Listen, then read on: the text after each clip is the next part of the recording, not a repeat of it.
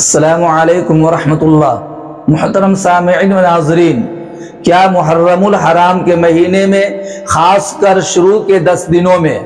شادی بیاہ کرنا صحیح نہیں ہے؟ اگر کوئی شادی بیاہ کر لے تو اسے منحوس سمجھا جائے گا، اس کی شادی میں بے برکتی پیدا ہوگی، اس کے گھر میں جھگڑا، لڑائی اور فتنے فساد پیدا ہوں گے۔ دراصل مسلمانوں کا ایک طبقہ یہی سمجھتا ہے، اور عوام میں بھی یہ بات بہت مشہور ہے کہ ماہ محرم خصوصاً شروع کے 10 دنوں میں شادی بیاہ اور خوشی کی تقریبات میں خیر و برکت نہیں ہوتی، ہر جانب سے نحوست پیدا ہوتی ہے۔ اور دلیل کے طور پر یہ کہتے ہیں کہ حضرت حسین رضی اللہ تعالیٰ عنہ کی شہادت کی وجہ سے ماہ محرم کا مہینہ غم کا مہینہ ہے، اور غم کا تقاضا ہے کہ کسی طرح کی خوشی نہ منائی جائے بلکہ سوگ منایا جائے، ماتم کیا جائے، نوحہ کیا جائے، اس لیے کہ اگر ہم خوشی مناتے ہیں تو شہادت حسین رضی اللہ تعالیٰ عنہ کے غم کے خلاف عمل ہوتا ہے۔ میرے دوستو، یہ بات اچھی طرح یاد کر لو، محرم الحرام کے مہینے میں نکاح کرنے میں کوئی قباحت نہیں ہے۔ دوسرے مہینوں کی طرح اس مبارک مہینے میں بھی نکاح کرنا درست اور جائز ہے۔ اسلام میں کوئی مہینہ، کوئی دن، کوئی ہفتہ نحوست والا نہیں ہوتا، کوئی سعد اور نحس نہیں۔ ہر دن، ہر ماہ نکاح کرنا جائز ہے، لہٰذا آپ دل کھول کر ماہ محرم میں نکاح کر سکتے ہیں، شادی بیاہ کر سکتے ہیں، خوشی کی تقریبات منا سکتے ہیں۔ بلکہ بعض علماء نے تو یہاں تک کہا ہے کہ اس ماہ مبارک میں نکاح نہ کرنے کی رسم جو بہت زیادہ مضبوط ہوتی جا رہی ہے، اس کو ختم کرنے کے لیے اس مہینے میں نکاح کا اہتمام کیا جائے، شادی بیاہ کا اہتمام کیا جائے، تو نکاح کرنا، شادی بیاہ کرنا باعث اجر و ثواب ہوگا، کیونکہ آپ نے ایک غلط نظریے کو اپنے عمل سے ختم کیا ہے۔ اگر آپ یہ سوچتے ہیں کہ شہادت حسین کا المناک واقعہ اور ثانیہ پیش آیا اس مہینے میں، لہذا یہ غم کا مہینہ ہے، تو میں آپ سے پوچھنا چاہتا ہوں، اگر اس مبارک مہینہ میں شہادتوں کی وجہ سے اس کو غم کا مہینہ کہا جائے گا اور اس میں نکاح کرنے کو ناجائز اور یہ غیر صحیح کہا جائے گا، لوگ اس سے اعتراض کریں گے، تو میں آپ سے کہنا چاہتا ہوں، پورے سال کوئی مہینہ، کوئی ہفتہ، کوئی دن ایسا نہیں ہے جس میں کسی صحابی کا، جس میں کوئی تابعی، جس میں کوئی ولی کی شہادت نہ ہوئی ہو۔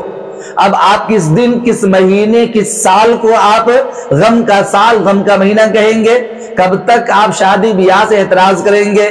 لازمی طور پر کسی شخصیت کی شہادت کی وجہ سے کوئی سال غم کا سال نہیں کہلاتا، کوئی مہینہ غم کا مہینہ نہیں کہلاتا، کوئی ہفتہ غم کا ہفتہ نہیں کہلاتا، اور نہ کوئی دن غم کا دن کہلاتا ہے۔ لہٰذا آپ اچھی طرح جان لیں، ہر سال، سال کے پورے مہینے، مہینے کے پورے دن، ہر ہفتے میں، ہر دن میں نکاح کرنا جائز ہے۔ محرم الحرام میں بھی نکاح جائز ہے، شروع کے 10 دنوں میں بھی نکاح کرنا جائز ہے، بلکہ میں تو یہاں تک کہتا ہوں کہ چونکہ محرم کا مہینہ انتہائی درجہ مقدس متبرک مہینہ ہے، تقدس والا مہینہ ہے، اس میں نکاح اگر کیا جائے تو چونکہ نکاح بھی عبادت ہے، اللہ اس نکاح کو باعث برکت بنا دے گا، خیر و برکت والا بنا دے گا۔ اور میں اس کی مثال دیتا ہوں،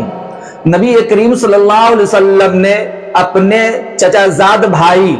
حضرت علی رضی اللہ تعالی عنہ، جس کی آپ نے پوری پرورش فرمائی تھی،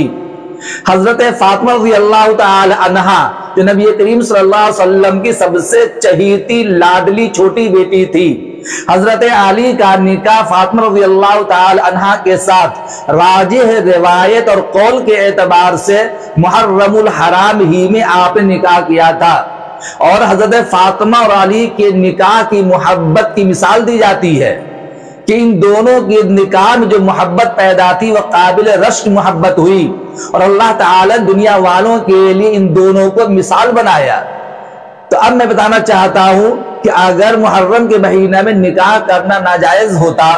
تو آپ صلی اللہ علیہ وسلم اپنی چہیتی لاڈلی بیٹی فاطمہ کا نکاح علی رضی اللہ تعالیٰ عنہ کے ساتھ کیسے کر دیتے؟ اس سے ثابت یہ ہوا کہ محرم کا مہینہ غم کا مہینہ نہیں، 10ویں تاریخ یعنی یوم عاشورہ غم کا دن نہیں، بلکہ ہر دن نکاح کرنا جائز ہے، دوسرے سالوں اور دوسرے مہینوں کی طرح، دوسرے دنوں کی طرح۔ اس لیے اپنے دل سے اس